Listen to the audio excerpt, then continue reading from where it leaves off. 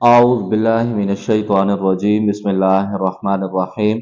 मुअज़्ज़ज़ ख़वातीन व हज़रात, अस्सलामु अलैकुम व रहमतुल्लाहि तआला बरकातुहू। उम्मीद करता हूँ आप सब हज़रात खैरियत से होंगे।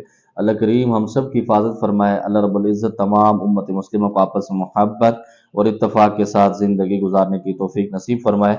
मुअज़्ज़ज़ ख़वातीन व हज़रात, आज की वीडियो में हम जो बात करेंगे वो अठराह की बीमारी पर करेंगे।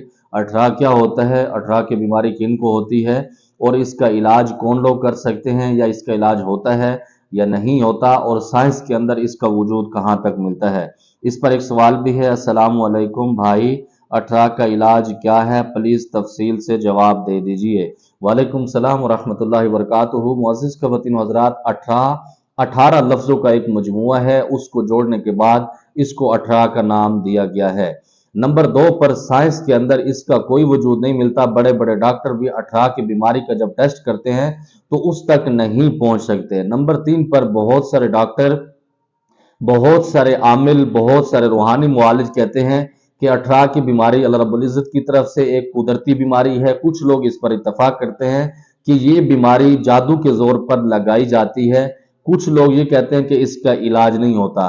और आपको ये बताता चलूं कि अठराह की बीमारी की जो अलामात है वो ये है कि जिन खवातीन को अठराह की बीमारी होती है, जब भी वो सोते हैं, चाहे दिन में आराम करते हैं या रात में करते हैं, जिस तरह वो लेटना शुरू करते हैं तो बहुत सारी खवातीन को उनके जिस्म के ऊपर काले या नीले या फिर हल्के सब्ज कलर के उनको बहुत बड़े बड़े दाग पड़ना शुरू हो जाते हैं, जिसको हम अपनी जुबान में नील कहते हैं कि इसके जिस्म पर नील पड़ जाते हैं, और फिर वो खत्म भी खुद हो जाते हैं। बहुत सारे मामलात इस तरह होते हैं।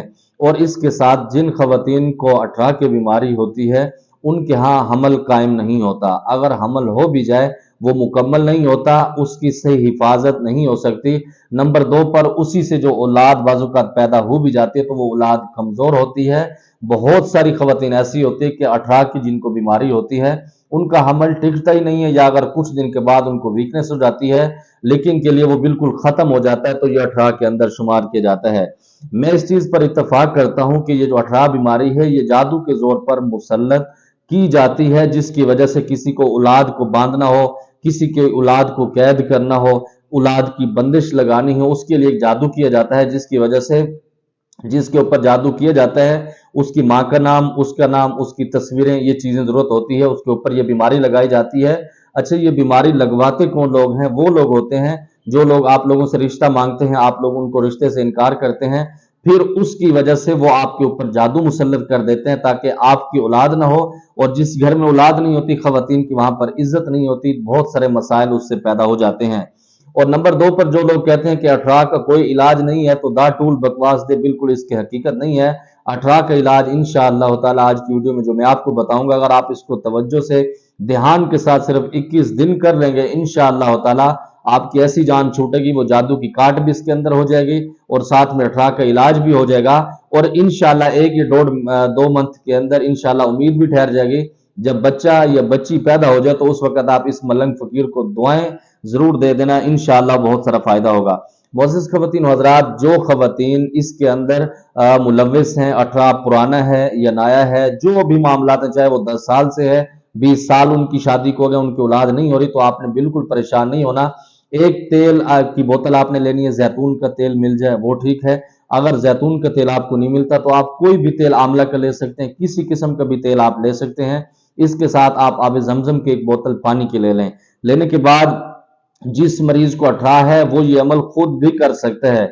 अगर अठराह की बीमारी से इसके साथ और भी बीमारियां उसके ऊपर मुसल्लत हैं जो जादू के जरिए लगाई गई हैं, तो उसके लिए आप ये इलाज किसी से करवा सकते हैं। ये मरीजों को इजाजत आम है, मुआलिजीन को इसके लिए इजाजत नहीं है। मुआलिजीन बस अपने घर वालों का इसके अंदर इलाज कर सकते हैं और इसको प्रोफेशनल के तौर पर इस्तेमाल नहीं करेंगे, उसकी मेरी इजाजत नहीं है।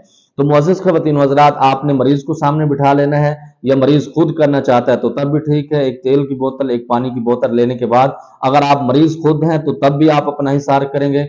अगर आप किसके लिए अमल कर रहे हैं तो तब भी आप हिसार जरूर करेंगे। हिसार क्या करना है? 3 मरतबा तीसरा कलमा पढ़ना है, 3 मरतबा आयतुल कुर्सी पढ़नी है, अव्वल आखिर 3 मरतबा दरूद इब्राहिमी पढ़ के अपने हाथों पर फूंक मार के पूरे जिस्म के ऊपर आपने मल लेना है।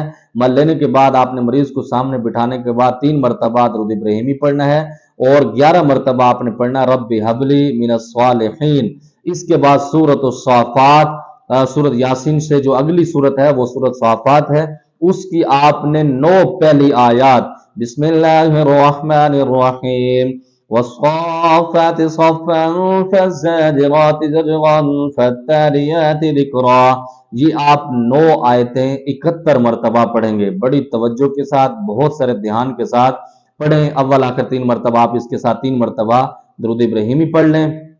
पढ़ने के बाद आप उस तेल के ऊपर दो दम कर लें, पानी के ऊपर फूंक मार लें, उस मरीज के कानों के अंदर फूंक मार के उसके पूरे जिस्म की तरफ आप इशारा करके फूंक मार दें। मारने के बाद ये तेल उसको लगाना शुरू कर दें। ये अमल 21 दिन मुसलसल करना है, इसके अंदर कोई छुट्टी नहीं। पढ़ाई भी रोजाना करनी है, कड़ा भी रोजाना लगाना है। इसके साथ आपने मरीज को बावुजू रखना है। रखने के बाद जिस दिनों में आयाम वो खत्म हो जाए, मिसाल के तौर पर खवातीन के जो आयाम होते हैं उससे गुस्ल करने के फौरन बाद ये इलाज स्टार्ट किया जाए तो बहुत बेहतर होगा। इसी के साथ आप अपनी हैसियत के मुताबिक सदका देते रहें। इंशाअल्लाह ताला 21 दिन के बाद आपकी जादू से भी जान छूट जाएगी। जादू के जरिए जो अठरा आपके ऊपर लगाया गया है, मुसल्लत किया गया है, उससे भी आपकी जान छूट जाएगी। और इंशाअल्लाह ताला इसके बाद अल्लाह रब्बुल इज्जत आपको नेक औलाद भी नसीब फरमाएंगे। मुझे उम्मीद है जो मेरी सिस्टर का सवाल था अठरा के मुतालिक उसको जवाब मिल गया होगा। अल्लाह रब्बुल इज्जत हम सब की हिफाजत फरमाए। अल्लाह रब्बुल इज्जत तमाम बे औलादों को औलाद नरीना नसीब फरमाए। बस जमात पर खास तो औका अदा खुदाई पामान। अस्सलाम वालेकुम।